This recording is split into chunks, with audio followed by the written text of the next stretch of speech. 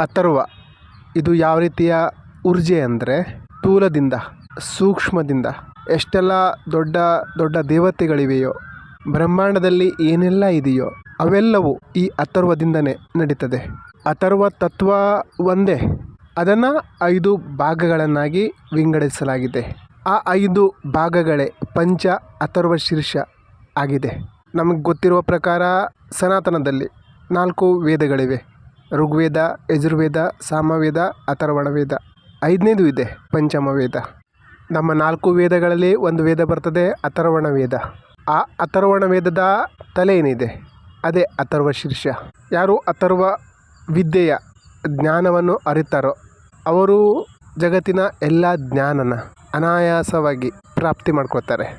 ಜೀವನದಲ್ಲಿ ಸರ್ವಪ್ರಥಮವಾಗಿ ಏನು ಅರ್ಥ ಮಾಡ್ಕೋಬೇಕು ಅಂದರೆ, ಸನಾತನ ಧರ್ಮದ ಪೂಜಾ ಪಾಠ ಪದ್ಧತಿ ಆಚಾರ ವ್ರತ ಉಪವಾಸ ನಾವೇನು ಮಾಡ್ತೀವೋ ನಿಜವಾಗ್ಲೂ ನಮಗೆ ಅದರ ಜ್ಞಾನ ಇದೆಯಾ? ನಮ್ಮ ಬುದ್ಧಿ ಆ ಪರಮಾತ್ಮನ ಅರಿಯುವಷ್ಟು ಕ್ಯಾಪಬಲ್ ಆಗಿದೆಯಾ? ಚಿಕ್ಕ ವಯಸ್ಸಲ್ಲೇ ನಮಗೆ ಹೇಳ್ಕೊಡ್ತಾರೆ ಗಾಯತ್ರಿ ಮಂತ್ರ ಹೇಳಿ ಅಂತ. ನಾವು ಗಾಯತ್ರಿ ಮಂತ್ರ ಏನೋ ಹೇಳ್ತೀವಿ, ಆದರೆ ಅದನ್ನು ಅರ್ಥ ಮಾಡ್ಕೊಂಡಿದ್ದೀವಾ? ಇದರ ಪರಿಣಾಮ ಏನಾಗುತ್ತೆ ಅಂದರೆ, ನಾವು ಭಗವಂತನ ಅರಿಯಲು ಬೇಕಾದಂತಹ ಏನು ಬುದ್ಧಿ ವಿಕಸನ ಆಗಬೇಕು ಅದು ಆಗಲ್ಲ. ನಮ್ಮ ಬುದ್ಧಿ ವಿಕಾಸ ಆಗಬೇಕು ಅಂದರೆ ಗಾಯತ್ರಿ ಮಂತ್ರದಲ್ಲಿ ಏನು ಹೇಳಿದ್ದಾರೆ, ಭರ್ಗೋ ದಿವಸ್ಯ ಧೀಮಹಿ ಧಿಯೋ ಯೋನಃ ಪ್ರಚೋದಯಾತ್. ದೇವತೆಗಳ ತರಹ ಬುದ್ಧಿ ನಮಗೆ ಪ್ರಾಪ್ತಿಯಾಗಲಿ ಅಂತ. ದೇವಸ್ಯ ಧೀಮಹಿ, ದೇವತೆಗಳ ಥರ ಬುದ್ಧಿ ನಮಗೆ ಪ್ರಾಪ್ತಿಯಾಗಲಿ. ಈ ಸಂಸಾರದಲ್ಲಿ ನಾವು ದೇವ್ರ ಥರ ಇರಬೇಕು. ದೇವ್ರ ಥರ ಇರಬೇಕು ಅಂದರೆ ಆ ದೇವ್ರ ಥರ ಬುದ್ಧಿ ನಮ್ಗೆ ಬರೋದು ಯಾವಾಗ? ಆ ಬುದ್ಧಿ ನಮಗೆ ಸಿಗೋದು ಈ ಅಥರ್ವ ಶೀರ್ಷದಿಂದ, ಈ ಅಥರ್ವ ಶೀರ್ಷ ತಿಳಿದುಕೊಳ್ಳೋದ್ರಿಂದ. ಯಾಕಂದರೆ ಈ ಅಥರ್ವ ಜಾಗ್ರತೆ ಆದ್ರೇ ನಮ್ಮ ಗುರುದೀಕ್ಷೆ ಸಫಲ ಆಗೋದು. ಈ ಅಥರ್ವ ಜಾಗೃತ ಆದ್ರೇ ಯಾವುದಾದ್ರೂ ಯಂತ್ರದಲ್ಲಿ ಪ್ರಾಣ ಪ್ರತಿಷ್ಠೆ ಆಗೋದು. ಯಾವುದಾದ್ರೂ ಮೂರ್ತಿಯಲ್ಲಿ ಪ್ರಾಣ ಪ್ರತಿಷ್ಠೆ ಮಾಡಬೇಕು ಅಂದರೆ ಮೊದಲು ದೇವಿ ಅಥರ್ವ ಶೀರ್ಷನ ಪಾಠ ಮಾಡಬೇಕು ಅಂತಾರೆ. ಆದರೆ ನಾವು ಬರೀ ಅಥರ್ವ ಶೀರ್ಷ, ದೇವಿ ಅಥರ್ವ ಶೀರ್ಷ ಮಾಡಿದ ಮಾತ್ರಕ್ಕೆ ಆ ಮೂರ್ತಿಲಿ ಪ್ರಾಣ ಬಂದುಬಿಡುತ್ತಾ?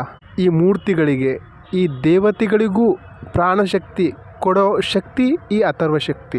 ಅಥರ್ವದ್ದು ಬಹುದೊಡ್ಡ ಶಕ್ತಿ ಭಗವತಿ.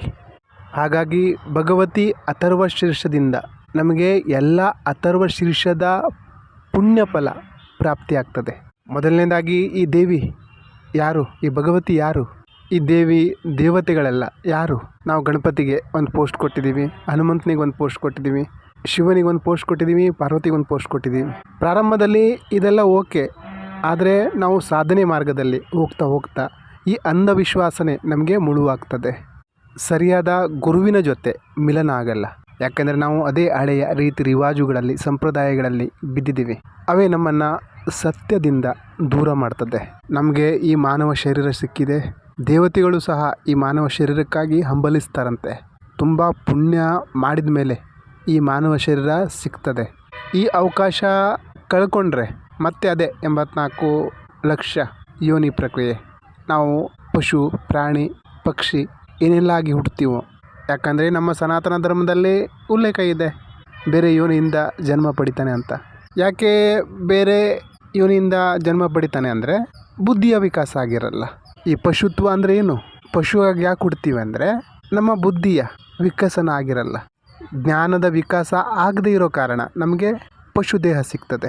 ಗಂಗಾ ನದಿಯಲ್ಲಿ ಸ್ನಾನ ಮಾಡಿಬಿಟ್ರೆ ನಮ್ಮ ಪಾಪ ಹೋಗ್ಬಿಡ್ತದೆ. ಗಂಗಾ ಏನು? ಯಾವ ಗಂಗೆಯಲ್ಲಿ ನಾವು ಸ್ನಾನ ಮಾಡಬೇಕು? ಗಂಗಾ ನದಿಯಲ್ಲಿ ಸ್ನಾನ ಮಾಡೋದ್ರಿಂದ ನಿಮ್ಮ ಪಾಪ ಭಸ್ಮ ಆಗ್ಬಿಡ್ತದ? ಯಾವ ಗಂಗೆ? ಅದೇ ಅಥರ್ವ ಗಂಗಾ, ನಾದ ಗಂಗಾ, ಅದೇ ಜ್ಞಾನದ ಗಂಗೆ. ಭಗವಂತ ಶ್ರೀಕೃಷ್ಣ ಗೀತೆಯಲ್ಲೂ ಹೇಳಿರೋದು ಸಹ ತನಗೆ ಪ್ರಿಯವಾದದ್ದು ಜ್ಞಾನ ಯಜ್ಞ ಅಂತ. ಆದರೆ ನಾವು ಆ ಯಜ್ಞ ಮಾಡಲ್ಲ, ಹವನ ಮಾಡ್ತೀವಿ. ಸ್ವಾಹ ಸ್ವಾಹ ಅಂತ ಹೇಳ್ತೀವಿ. ಆ ಸ್ವಾಹದ ಅರ್ಥ ಏನು? ಆ ಸ್ವಾಹದ ಅರ್ಥ ಏನು ಸಹ ನಮ್ಗೆ ಗೊತ್ತಿಲ್ಲ. ಸ್ವಾಹ ಹೇಗೆ ಮಾಡಬೇಕು, ಯಾವ ರೀತಿ ಮಾಡಬೇಕು? ನೀವು ದೇವಿ ಭಾಗವತಿ ಅಥವಾ ದೇವಿ ಪುರಾಣನ ಓದಿರ್ತೀರ. ದುರ್ಗಾ ಮಾತೆಯ ಉತ್ಪತ್ತಿ ಹೇಗಾಯಿತು ಆ ಕಥೆನೂ ಕೇಳಿರಬಹುದು. ಭಗವತಿಯ ಉತ್ಪತ್ತಿ ಹೇಗಾಯಿತು? ದೇವತೆಗಳು ದೇವಿಯನ್ನು ಕೇಳ್ತಾರೆ, ಹೇ ದೇವಿ ಯಾರು ನೀನು? ಆವಾಗ ದೇವಿ ತನ್ನ ಸ್ವರೂಪನ ಪ್ರಕಟ ಮಾಡ್ತಾಳೆ. ಆ ಸ್ವರೂಪ ಹೇಳ್ತಾ ಹೇಳ್ತಾ ಏನು ತತ್ವ ಹೇಳಿದ್ದಾಳೋ ಅದು ಅಥರ್ವ ಶೀರ್ಷದಲ್ಲಿದೆ. ಅದೇ ಗಣಪತಿ ಅಥರ್ವ ಶೀರ್ಷದಲ್ಲಿರೋದು, ಶಿವ ಅಥರ್ವ ಶೀರ್ಷದಲ್ಲಿರೋದು, ವಿಷ್ಣು ಅಥರ್ವ ಶೀರ್ಷದಲ್ಲಿರೋದು, ಸೂರ್ಯ ಅಥರ್ವ ಶೀರ್ಷದಲ್ಲೂ ಅದೇ ಇರೋದು. ಅದೇ ಅಥರ್ವ ಶೀರ್ಷದ ತತ್ವದಲ್ಲಿರೋದು. ಆದರೆ ಇದನ್ನು ತಿಳಿ ಹೇಳೋರು ನಮ್ಗೆ ಯಾರೂ ಸಿಕ್ಕಿಲ್ಲ. ನಮಗೆ ಇದರಲ್ಲಿ ಆಸಕ್ತಿನೂ ಇಲ್ಲ. ನಾವು ಲಕ್ಷ್ಮೀ ತಂತ್ರ ಆಗಿರ್ಬೋದು, ಶ್ರೀ ಸೂಕ್ತಮ್ ಯಾಕೆ ಮಾಡ್ತೀವಿ? ನಮಗೆ ದುಡ್ಡು ಬೇಕಷ್ಟೇ. ಹಿರಣ್ಯ ವರ್ಣಾಂ ಹರಿಣೀಂ ಸುವರ್ಣ ರಜತ ಸೃಜಾಂ. ಯಾರು ಇಲ್ಲಿ ಯಾವ ಭಗವತಿಯ ಬಗ್ಗೆ ಮಾತಾಡ್ತಾ ಇದ್ದಾರೆ, ಹೇಳ್ತಾ ಇದ್ದಾರೆ? ಆ ದೇವಿ ಯಾರು? ಲಲಿತ ಸಹಸ್ರನಾಮ ಹೇಳ್ತೀರಾ? ಆ ಚಿದಗ್ನಿ ಕುಂಡ ಸಂಭೂತ ಏನದು? ದೇವಕಾರ್ಯ ಸಮುದ್ಧತ, ದೇವತೆಯ ಕಾರ್ಯಕ್ಕಾಗಿ ಭಗವತಿಯ ಪ್ರಕಟ ಆಗ್ತದೆ. ನಮ್ಮ ಕಾರ್ಯ ದೇವತಾ ಕಾರ್ಯ ಥರ ಇದೆಯಾ? ಭಗವತಿಯೇನೋ ಪ್ರಕಟ ಆಗ್ತಾಳೆ, ಆದರೆ ನಮ್ಮ ಕಾರ್ಯ ದೇವತಾ ಕಾರ್ಯ ಥರ ಇದೆಯಾ? ಪ್ರಶ್ನೆ ಇಲ್ಲಿ ಬರ್ತದೆ. ನಾವು ದೇವತಾ ಕಾರ್ಯದ ಥರ ಕಾರ್ಯ ನಾವು ಮಾಡ್ತಾ ಇದ್ದೀವ? ದೇವತಾ ಅಂದರೆ ಯಾರು? ಯಾರು ನಮ್ಮ ಕಲ್ಯಾಣ ಮಾಡ್ತಾರೋ ಅವರು ದೇವತೆಗಳು. ದೇವತಾ ಯಾರು ಅಂದರೆ ನಮ್ಮ ಸಂಸಾರದ ಕಲ್ಯಾಣ ಮಾಡುವಂಥವರು. ಒಂದು ವೇಳೆ ವಾಯುದೇವ ಕೋಪಗೊಂಡ್ರೆ ಏನಾಗುತ್ತೆ? ಕೊರೋನಾ ಟೈಮಲ್ಲಿ ಏನಾಗಿದೆ, ಆಕ್ಸಿಜನ್ ಕತೆ ಗೊತ್ತಿದೆ. ಆಕ್ಸಿಜನ್ ಇಲ್ಲ ಅಂದರೆ ನಾವು ಬದುಕ್ತೀವ? ದೇವತೆಗಳ ಕೃಪೆಯಿಂದ ನಮ್ಮ ಪಂಚಭೂತಗಳ ನಿರ್ವಹಣೆಯಾಗ್ತದೆ. ಆದರೆ ನಾವು ಈ ಪಂಚಭೂತಗಳನ್ನು ಅರ್ಥ ಮಾಡ್ಕೊಳ್ತಾ ಇಲ್ಲ. ಮತ್ತು ಈ ಪಂಚಭೂತಗಳೇ ನಮ್ಮನ್ನು ಹೊಡೆದಾಕ್ತವೂ ಸಹ. ಇವೇ ಪಂಚಮಹಾಪ್ರೇತ. ಇದ್ರ ಮೇಲೆ ಮಹಾಭಗವತಿ ಲಲಿತಾಂಬ ಕೂತ್ಕೊಂಡಿದ್ದಾಳೆ. ನಮಗೆ ಈ ಶರೀರ ಏನು ಸಿಕ್ಕಿದೆ ಅದು ಪಂಚಭೂತಗಳ ಅಂಶದಿಂದನೇ ಸಿಕ್ಕಿರೋದು. ಭಗವತಿ ಅಥರ್ವ ಶೀರ್ಷದಲ್ಲಿ ಹೇಳಿರೋದು ನಾನು ಪಂಚಭೂತಗಳಲ್ಲಿದ್ದೀನಿ. ದೇವಿ ಅಥರ್ವ ಶೀರ್ಷದಲ್ಲಿ ಹೇಳಿರೋದು ತಾನು ಪಂಚಭೂತನೂ ಸಹ ಅಪಂಚಭೂತನೂ ಸಹ. ಪಂಚಭೂತ ಯಾವುದು, ಅಪಂಚಭೂತ ಯಾವುದು? ನಾವು ದೇವಿ ಅಥರ್ವ ಶೀರ್ಷ ಪಾರಾಯಣ ಮಾಡ್ತೀವಿ, ಆದರೆ ತತ್ವದ ಜ್ಞಾನ ಇಲ್ಲ.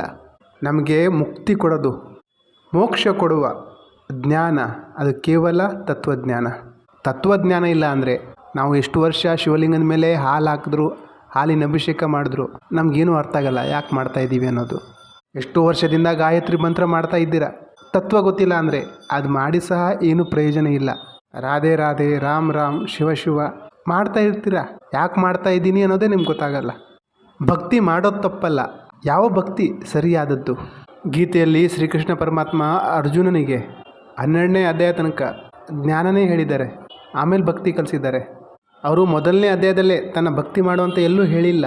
ಹೇ ಅರ್ಜುನ್ ಏವಂ ಸತತ ಯುಕ್ತಾನಾಂ, ಮೊದಲು ಯುಕ್ತಿನ ಹುಡುಕು, ಆಮೇಲೆ ಭಕ್ತಿ ಮಾಡು.